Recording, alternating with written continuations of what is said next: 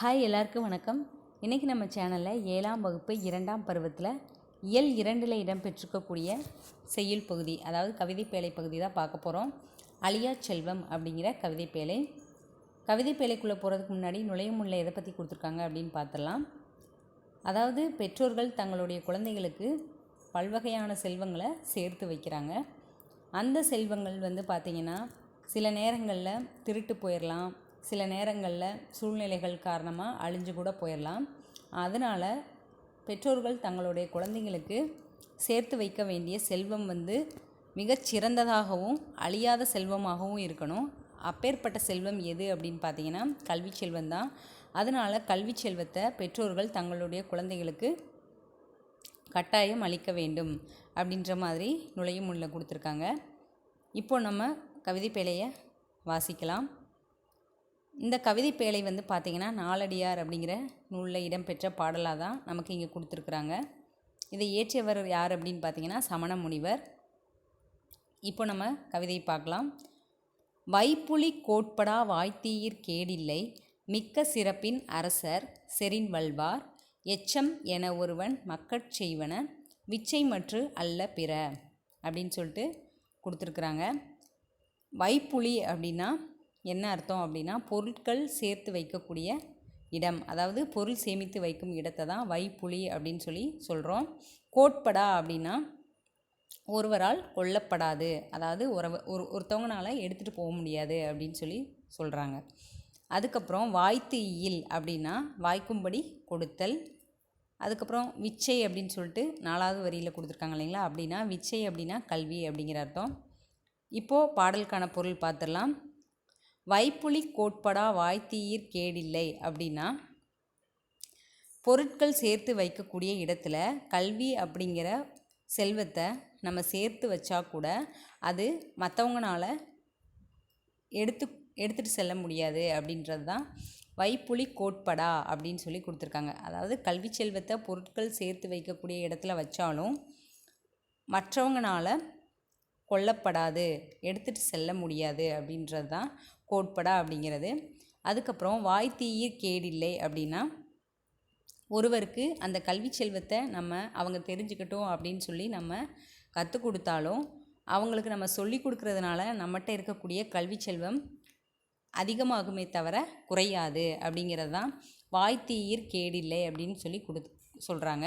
அதாவது அவங்க கற்றுக்கட்டும் அப்படின்னு சொல்லிட்டு ஒருவருக்கு வாய்க்கிற மாதிரி நம்ம அந்த கல்வியை கொடுத்தாலும் நமக்கு அந்த கல்வி நம்மகிட்ட குறைவுபடாது அப்படின்றது, அதுதான் வாய்த்தீயிற் கேடில்லை அப்படின்ற அர்த்தம்.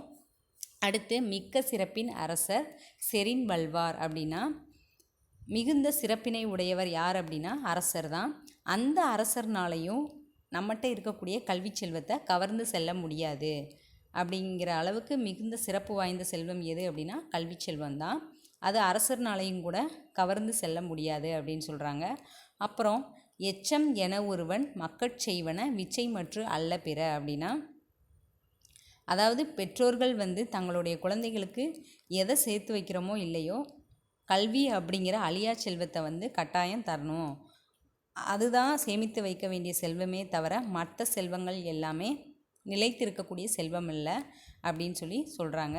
அதுதான் இந்த வைப்புலி கோட்படா வாய்த்தீயிற் கேடில்லை, மிக்க சிறப்பின் அரசர் செறின் வல்வார், எச்சம் என ஒருவன் மக்கட் செய்வன விச்சை மற்று அல்ல பிற அப்படிங்கிற பாடலுக்கான அர்த்தம். இதை இயற்றியவங்க யார் அப்படின்னு பார்த்தீங்கன்னா சமண முனிவர்கள். இந்த பாடலின் பொருள் நான் ஆல்ரெடி எக்ஸ்பிளைன் பண்ணதான், இதையும் நம்ம ஒரு டைம் ரீட் பண்ணிக்கலாம். கல்வியை பொருள் போல வைத்திருப்பினும் அது பிறரால் கொல்லப்படாது, ஒருவருக்கு வாய்க்கும்படி கொடுத்தாலும் குறைவுபடாது, மிக்க சிறப்பினை உடைய அரசராலும் கவர முடியாது, ஆதலால் ஒருவர் தம் குழந்தைகளுக்கு சேர்த்து வைக்க வேண்டிய செல்வம் கல்வியே ஆகும், மற்றவை செல்வமாகாது அப்படிங்கிறது. இதுதான் இந்த பாடலின் பொருள். அதுக்கப்புறம் நூல்வெளியில் எதை பற்றி கொடுத்துருக்காங்க அப்படின்னு பார்த்துடலாம். இந்த நாலடியார் அப்படிங்கிற நூலில் இடம்பெற்றது தான் இந்த பாடல்னு சொன்னோம் இல்லைங்களா. இந்த நாலடியார் அப்படிங்கிற நூல் சமண முனிவர்கள் பலரால் இயற்றப்பட்ட ஒரு நூல். இந்த நூல் பார்த்திங்கன்னா 14 கீழ்க்கணக்கு நூல்களில் ஒன்று. திருக்குறளுமே நம்ம பார்க்கும்போது 14 கீழ்க்கணக்கு நூல்களில் ஒன்று அப்படின்னு பார்த்துருப்போம். அதே மாதிரி இந்த நாலடியாரும் 14 கீழ்க்கணக்கு நூல்களில் ஒன்று. இந்த நாலடியாரில் பார்த்திங்கன்னா 400 வெண்பாக்கள் இடம்பெற்ற ஒரு நூல் தொகுப்பு தான் இந்த நாலடியார். இந்நூலுக்கு வழங்கக்கூடிய வேறு பெயர்கள் பார்த்திங்கன்னா நாலடி நானூறு, வேளாண் வேதம் இந்த மாதிரியெல்லாம் சொல்கிறாங்க. இப்படி கூட நமக்கு எக்ஸாமில் கேட்கலாம், வேளாண் வேதம் என்று அழைக்கப்படும் நூல் எது அப்படின்னு சொல்லிட்டு கேட்கலாம். இல்லாட்டினா நாலடியாருக்கு வழங்கப்படும் வேறு பெயர் அப்படின்னு சொல்லிட்டு வேறு பெயர்கள் கொடுத்துட்டு ஆப்ஷனில் வேளாண் வேதம் கொடுத்தாங்கன்னா நம்ம கரெக்டாக போடணும். அதனால் நல்லா பார்த்துக்கோங்க. நாலடி நானூறு, வேளாண் வேதம் அப்படின்னு சொல்லிட்டு 2 பெயர்கள் இருக்குது. அதுக்கப்புறம் திருக்குறள் மாதிரியே அறம் பொருள் இன்பம் அப்படின்னு சொல்லிட்டு 3 பகுப்பு உடையதாக இந்த நூல் இருக்குது. இந்த நூலும் திருக்குறளும் இணையாக வச்சு போற்றப்படுறதுக்கான ஒரு பாடல் வரி கூட நமக்கு தெரியும்.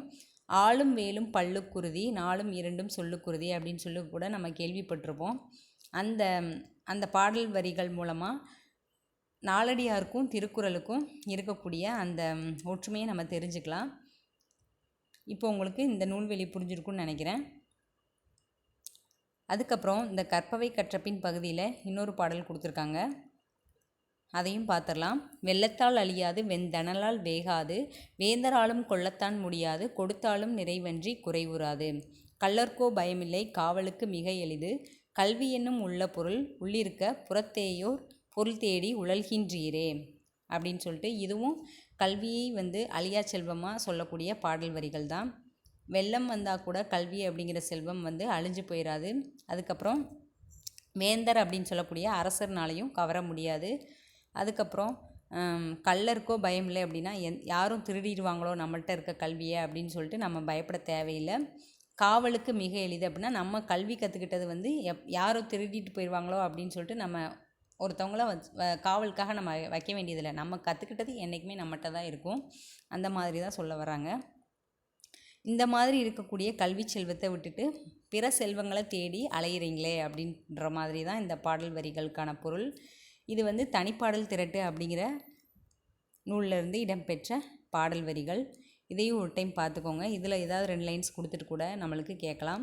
தனிப்பாடல் திரட்டு அப்படிங்கிறதுலேருந்து இடம்பெற்ற பாடல் வரிகள். அதுக்கப்புறம் இந்த மதிப்பீடு பகுதியும் பார்த்துடலாம். சரியான விடை தேர்ந்தெடுத்து எழுதுக.